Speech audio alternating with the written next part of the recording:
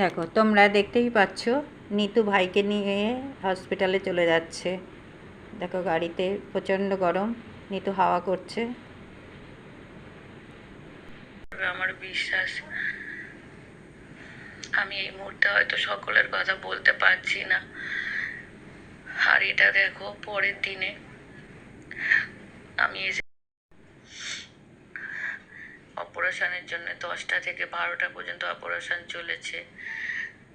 এক বোন এসেছিল ইউটিউবের এসএস ব্লগ সুনন্দা, সমানে অপারেশনের সময় হাতটা শক্ত করে ধরেছিল। বোনটা বারবারই বলছিল দাদা ভাইয়ের কিছু হবে না, ডক্টর ভগবানের মতন দেখো। আর সবাই বলছিল যে ডক্টর দাদা ভাইকে অপারেশন করেছে উনি ভগবান, মানে। আর এটা দেখো পরের দিনে আমি এসেছি, ডক্টর আমাকে ডাকলো। 10জন ডক্টর ছিল সেখানে। দাদা ভাইয়ের পেট আর পিঠটা কেটে, পায়খানার যে জায়গাটা কেটে বাদ দিয়ে, যেহেতু নাড়ি সব জড়িয়ে যাচ্ছিল, আলাদা করে পটির জায়গা তৈরি করা হলো। একটা আর্টিফিশিয়াল স্টমাক বসানো হয়েছে। স্টমাকটা যদি ঠিকঠাকভাবে 7 দিনের একটা কম, কিন্তু হ্যাঁ ক্যান্সারটা সারা শরীরে ছড়িয়ে আছে। ডাক্তার বলেছে লাস্ট স্টেজ, তোমরা যেখানে ট্রিটমেন্ট করাচ্ছিল ওখানেই করাবে, এটা ঠিক হওয়ার পর আমরা ছেড়ে দেব। এখানে দেখো দুর্গা এসেছে পরের দিনই, দুর্গা মধু দুজনেই এসেছে। মধু নিচে গেছে দাদা ভাইয়ের জন্য কিছু আনতে, না তা কিন্তু পরের দিনও বলেছিল সকালেই যাব, কিন্তু পরের দিনেও তো ভিজিটিং আওয়ার্সের আগে ঢুকতে দেবে না, তাই সব দুপুরের মধ্যেই বিকালে চলে এসেছিল।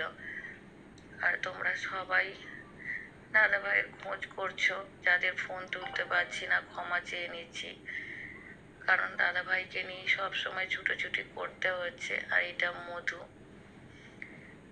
দাদা ভাই সবার সঙ্গে কথা বলেছে, সবাই চলে যাওয়ার পর আর পারছিল না, খুব কষ্ট পাচ্ছিল, শ্বাসকষ্ট শুরু হয়ে গেছিল একটু। আর ওই যে বায়ের যন্ত্রণা করছিল বলে আবার এই বালিশটা মধু এনে দিল, বললো দাদা ভাইকে এইভাবে শোয়াও, একটু যদি কষ্টটা কম হয়। আর দাদা ভাই এত মনের জোর, শুধু পাটার জন্যই বেঁকে গেছে, তো পাটা কষ্ট পাচ্ছে। আর ডক্টর বলেছে যে এই আর্টিফিশিয়ালটা যত তাড়াতাড়ি কাজ করা শুরু করবে স্টমাকটা, তত তাড়াতাড়ি রিস্কটা একটু কমবে। এখনও আমি যতক্ষণ এসেছি তখনও দাদা ভাইয়ের টয়লেট পটি হয়নি। আজকে গিয়ে আমি জানতে পারবো। তোমাদের সকলে ভাইয়ের শরীরটা খুব খারাপ। ভাই বলতে নিতুর কাহিনী, নিতু সবাই তোমরা ওকে চেনো। ওর হাজব্যান্ড, ভাই ভীষণ অসুস্থ, ভাইকে নিয়ে এ হসপিটাল ওই হসপিটাল নানান জায়গায় যাচ্ছে। লাস্টে একটা হসপিটাল ঠিক হলো, সেখানে ভাইয়ের অপারেশন হয়ে গেছে। ভাই এখন মোটামুটি সুস্থ আছে। নিতুর ভিডিওতে সব দেখতে পেলাম। ভীষণ কষ্ট হচ্ছে, ভীষণ কষ্ট হচ্ছে, মানে থাকতে পারছি না, ওটা দেখে ভালো লাগছে না। না ওর পাশে গিয়ে দাঁড়াতে পারছি, না ওকে সান্ত্বনা দিতে পারছি। মানে এরকম পরিস্থিতিতে কি বলবো, কিছু ভাষা নেই বলার। যাই হোক, সবাই তোমরা ওর পাশে আছো, খুব ভালো লাগে। দুর্গা গেছে দেখতে, দুর্গা ব্লগ, ও গেছে। মধুমিতা ধাম এন্টারটেনমেন্ট, মধু গেছে। তারপরে তৃষ্ণা গেছে, তৃষ্ণা সেনগুপ্ত, তৃষ্ণা গেছে ওর মাকে নিয়ে। মোটামুটি সবাই, কেউ না কেউ অতটা দূরে তো সবাই তো যেতে পারবে না, দূর থেকে সবাই ওর জন্য আশীর্বাদ করছি বা করি আমরা। এছাড়া তো আমরা কিছু আর করতে পারবো না। তারপরে ওরা যারা ওর পাশে ছিল, সত্যি তাদেরকে কি বলবো, তার বলার কিছু নেই। মানে ভগবান ওদেরকে পাঠিয়েছে ওর হাতটা শক্ত করে ধরার জন্যে, যাতে নিতু মনোবল না হারিয়ে ফেলে, না নিজেকে। ওর তো ভীষণ কষ্ট, তার মধ্যেও যদি পাশে কাউকে নিজের লোক পায় তাহলে তো মনোবলটা আরেকটু বেড়ে যায়। তাতে কী হয়, ও একটু কমসে কম একটু তো মানে শান্তি পাবে। ভাইয়ের সব কিছু শুনলাম, দেখলাম, বড় কষ্ট হচ্ছে। আর ওখান থেকে ছেড়েও দেবে যখন সুস্থ হয়ে যাবে ভাই। আর পটি রাস্তাটা পাল্টে অন্য জায়গা করে দিয়েছে। যাই হোক, যা যা সব কিছু আমি ভিডিওতে দেখলাম, মনে হলো ভালো হয়ে যাবে ভাই, এটুকুই আমাদের তো বিশ্বাস। আর এদিকে আমার ভীষণ শরীর খারাপ, পেটে যন্ত্রণা, বুক জ্বালা, পেট জ্বালা, ভীষণ অবস্থা খারাপ, বিছানা দিয়ে উঠতে পারছি না। ডাক্তারের কাছে গেছি, রান্নাবান্না কিচ্ছু করতে পারছি না, এই শুয়ে শুয়ে একটু একটু, তাও সবার ভিডিও দেখতে পাচ্ছি না। তবুও নিতুর ভিডিওটা তো দেখার জন্যে, নিতুর খবরটা নেওয়ার জন্যে সবসময় উদ্বিগ্ন থাকি যে কখন কি একটা আপডেট আসে, কখন কি দেখতে পাই। আর ওকে ফোন করে করে ও বলেছে পাওয়া যাবে না, আর ওকে ফোন করলে সত্যি পাওয়া যাবে না, কি করে পাবো বলো? ওর এত মানে অবস্থা খারাপ যে ও কি ফোন নিয়ে বসে থাকবে না ভাইয়ের যত্ন করবে। যাই হোক, আর কি বলবো, মানে কিছুই দূর থেকে কিচ্ছু করতে পারছি না, শুয়ে শুয়ে শুধু ভগবানকে ডাকছি যেন ভাইকে সুস্থ করে দেয়, ভালো করে দেয়।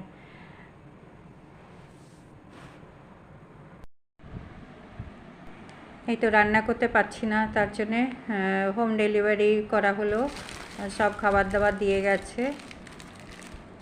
এর মধ্যে ডিমের ঝোল আছে, সব কিছু আছে, তোমাদের দেখাবো। রেডিমেড খাবার, আমাদের বেশি দূরে না, এই পাশেই আছে, দিয়ে গেল এসে। সকালবেলা ফোন করে বলে দিয়েছিলাম।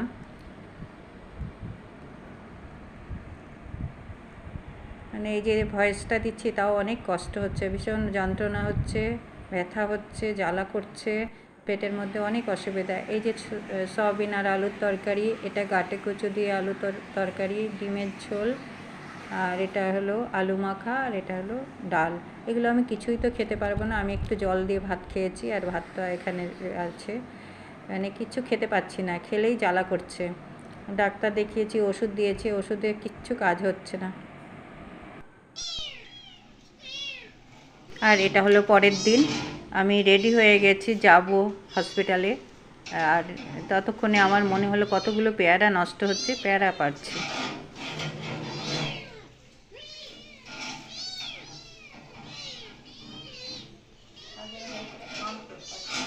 পারছো না?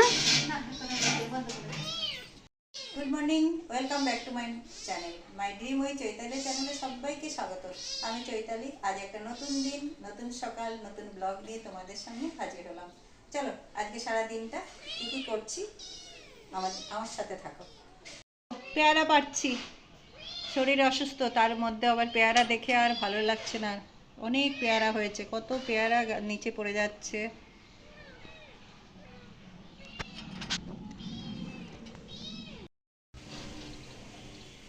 আর এই ভিডিওগুলো আমার মেয়ে করছে, দেখো পাশে আকাশটা দেখো কি সুন্দর, কি সুন্দর রং, রং রং, মানে কত ধরনের রং।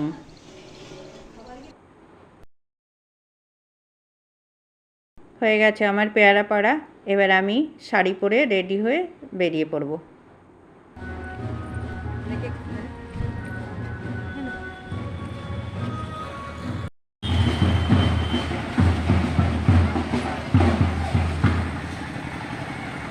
বল বল।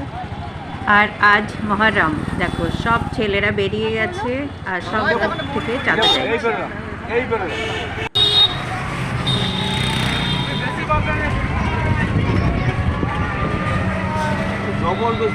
হ্যাঁ জবরদস্তি, ওরা মদ মাংস তোলা খাবে, হ্যাঁ আমার এটা ছেলে বুঝতে পারছে।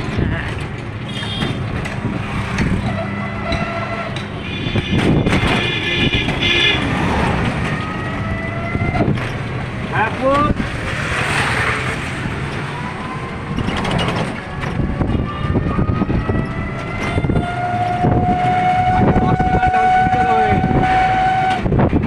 আসা যাবে, আসা যাবে,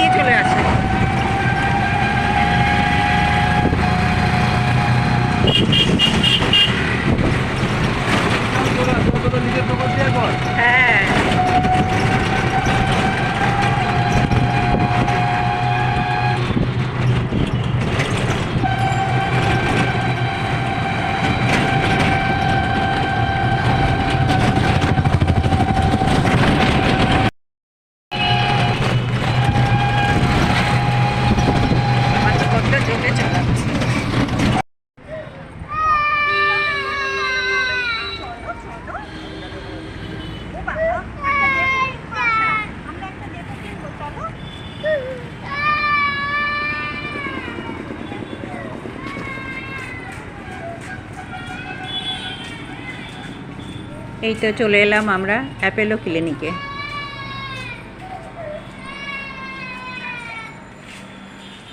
বাড়িটা হচ্ছে বাইরে না ফ্ল্যাট।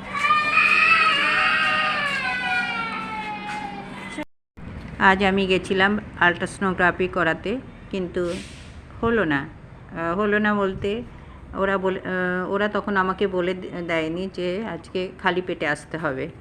এই জন্যে আজকে আমার কাজটা হলো না, কালকে যেতে হবে।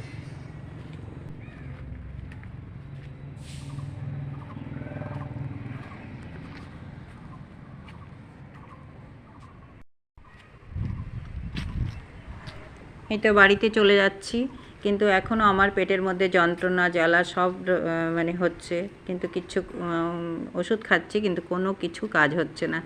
আর ডাক্তার বলেছে যতক্ষণে আলট্রাসোনোগ্রাফির রিপোর্ট না পাওয়া যাবে ততক্ষণ সে কিছুই করতে পারবে না, আর অন্য ওষুধও দিতে পারবে না।